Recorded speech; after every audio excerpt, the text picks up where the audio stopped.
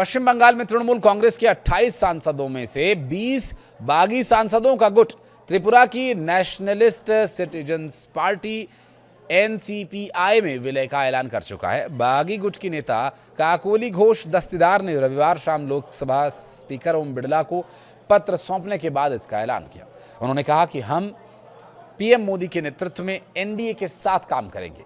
बागी सांसद सुदीप बंदोपाध्याय और शताब्दी रॉय ने कहा कि उनका गुट पहले ही एनसीपीआई में विलय कर चुका है। दरअसल स्पीकर ओम बिड़ला से मुलाकात की जो फोटोज सामने आई हैं उसमें 17 टीएमसी के सांसद दिखाई दे रहे हैं। स्पीकर से मुलाकात से पहले सांसदों ने बंगाल भाजपा प्रभारी और केंद्रीय मंत्री भूपेंद्र यादव के साथ भी बैठक की थी और टीएमसी के बागी सांसदों ने स्पीकर से संसद में अलग बैठने की जगह दिए जाने की मांग की। दरअसल काकोली घोष के मुताबिक नेशनलिस्ट सिटीजन्स पार्टी एनडीए को समर्थन देगी। काकोली के अनुसार बागी गुट के पास 2/3 सांसदों का समर्थन है। ममता बनर्जी गुट ने स्पीकर को पत्र देकर अलग गुट मान्यता न देने की मांग की है। सुदीप बंदोपाध्याय ने कहा कि असली टीएमसी कौन है इसका फैसला अदालत करेगी। बागी गुट का टीएमसी के चुनाव चिन्ह जुड़वा फूल पर भी दावा रहेगा। Nationalist citizens party of India यानी एनसीपीआई त्रिपुरा की रजिस्टर्ड लेकिन गैर मान्यता प्राप्त राजनीतिक पार्टी है।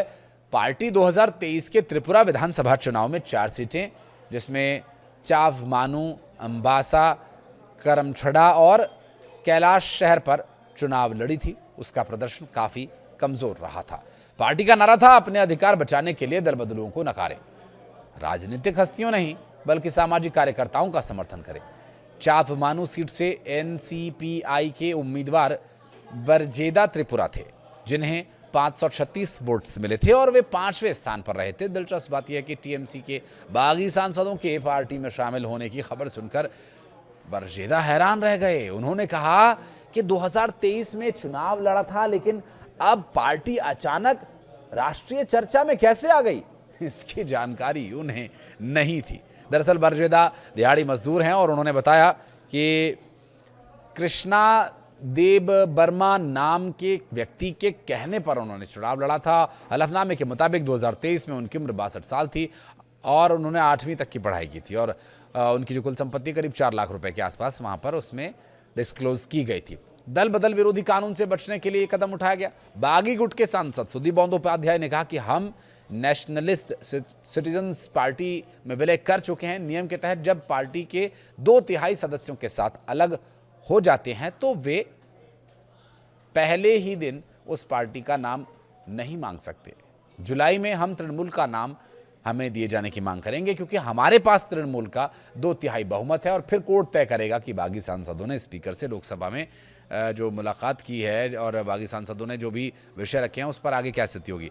दरअसल स्पीकर से लोकसभा में टीएमसी के अन्य सांसदों से अलग बैठाए जाने की जगह दिए जाने की जो मांग की गई है, अगर उसके कुछ टेक्निकलिटीज़ पर नजर डालें तो टीएमसी के 28 सांसद हैं, 20 अलग हो चुके हैं। ऐसे में बागी सांसदों को एनडीए को समर्थन देने की वजह से सत्ता पक्ष के पास सिटिंग मिल सकती है और टीएमसी पर अपना दावा उनके द्वारा जो पेश किया जाना, अगर उसके कुछ और पहलुओं पर नजर डालें तो आपको याद होगा एक शिवसेना नाम की पार्टी हुआ करती थी या अभी भी है अस्तित्व में, हालांकि वो सिर्फ महाराष्ट्र तक ही सीमित है और वहाँ भी उसकी बहुत अच्छी स्थिति नहीं है। फिर एक एनसीपी नाम की पार्टी थी जिसमें शरद पवार से छीन लिया गया था और ऐसा होता है ना कि क्योंकि जो शरद पवार थे वो उसका जाना माना चेहरा थे और एक तरह की उन पर होल्ड थी कि उनकी पार्टी और उनका चेहरा इक्वल था और जिस तरह से शिवसेना ठाकरे परिवार की बपौती जैसी साबित होने लगी थी उसी तरह से एनसीपी को लेकर भी चर्चा थी। लेकिन शिंदे ने उनकी नाक के नीचे से पार्टी के ऊपर जो पकड़ बनाई, जो स्थिति देखने को मिली, उसके बाद टीएमसी के साथ भी कुछ ऐसा हो सकता है। इसमें कोई अतिशयोक्ति नहीं होगी ऐसा कहना। हालांकि वापस अगर उनके सिटिंग अरेंजमेंट्स की बात करें तो स्पीकर ओम बिड़ला को एक पत्र भेज करके बागी गुट को मान्यता नहीं दिए जाने की मांग ममता बनर्जी की तरफ से भी की गई है और उनका तर्क ये है कि अगर इस तरह के चलन को बढ़ावा मिला तो असंसदीय परंपराओं को बढ़ावा मिलेगा। बहरहाल देखना ये होगा कि मान्यता मिलती है, पार्टी टीएमसी किसके नाम पर रहती है, क्या होगा आगे, ये तो भविष्य के गर्भ में ही है।